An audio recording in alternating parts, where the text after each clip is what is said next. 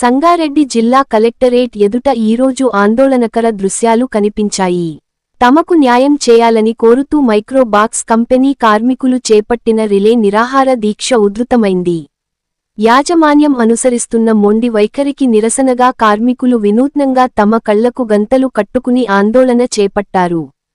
కార్మిక చట్టాలను తుంగలో తొక్కుతూ తమను ఇబ్బందులకు గురిచేస్తున్న యాజమాన్యంపై కఠిన చర్యలు తీసుకోవాలని వారు డిమాండ్ చేస్తున్నారు.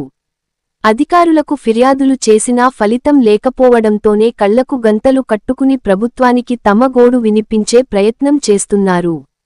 ఈ కార్యక్రమంలో సిఐటియు జిల్లా కార్యదర్శి జి సాయిలు, సహాయ కార్యదర్శి యాదగిరి పాల్గొని కార్మికులకు తమ సంపూర్ణ మద్దతు ప్రకటించారు.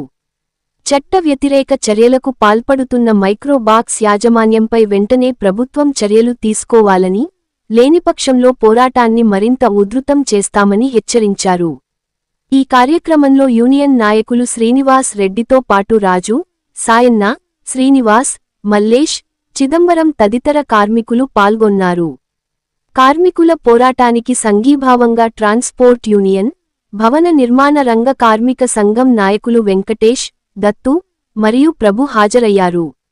కార్మిక లోకం ఐక్యతను చాటుతూ వారు సంఘీభావం తెలిపారు. న్యాయం జరిగే వరకు తాము కార్మికుల వెంటే ఉంటామని స్పష్టం చేశారు. కనీస హక్కుల కోసం రోడ్డెక్కిన ఈ కార్మికుల ఆవేదనను ప్రభుత్వం, జిల్లా అధికారులు ఏ మేరకు గుర్తిస్తారో చూడాలి. Ram Dayal Rebba, R7 news, Sangareddy.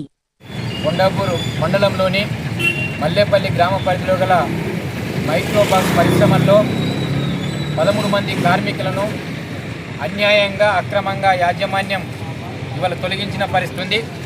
కార్మికులకు న్యాయం చేయాలని చెప్పేసి వెంటనే డ్యూటీలోకి తీసుకోవాలని, కార్మిక చట్టాలను ఉల్లంఘిస్తున్న యాజమాన్యం మీద చర్యలు తీసుకొని కార్మికులకు న్యాయం చేయాలని చెప్పేసి యూనియన్ సిఐటి ఆధ్వర్యంలో నిన్న నుండి ఇవాళ కలెక్టర్ ఆఫీసు, డీసీఎల్ ఆఫీస్ ముందు రిలే నిరాహార దీక్షలు కొనసాగుతూ ఉన్నాయి. ప్రభుత్వ యంత్రాంగం, డీసీఎల్ గారు, కార్మిక శాఖ మంత్రి జోక్యం చేసుకొని సమస్యను పరిష్కారం చేయాలని చెప్పేసి మేము డిమాండ్ చేస్తూ ఉన్నాం. 26 సంవత్సరాల నుంచి పరిశ్రమలో పనిచేస్తూ ఇవాళ పరిశ్రమ అభివృద్ధి కోసం ఉత్పత్తిని పెంచిన పరిస్థితి.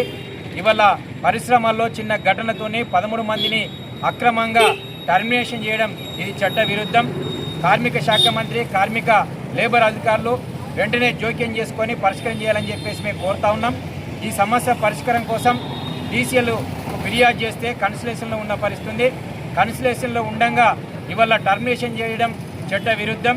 అట్నే పర్మనెంట్ కార్మికులను బయటకు పంపించేసి కాంట్రాక్ట్ కార్మికులతో ఇవాళ కోరి యాక్టివిటీ పనిచేస్తున్నారు.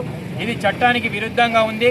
పరిశ్రమ యాజమాన్యం మీద చర్య తీసుకోవాలని చెప్పేసి లేబర్ అధికారులకు విన్నవించినా ఇప్పటిదాకా చర్య తీసుకోవట్లేదు.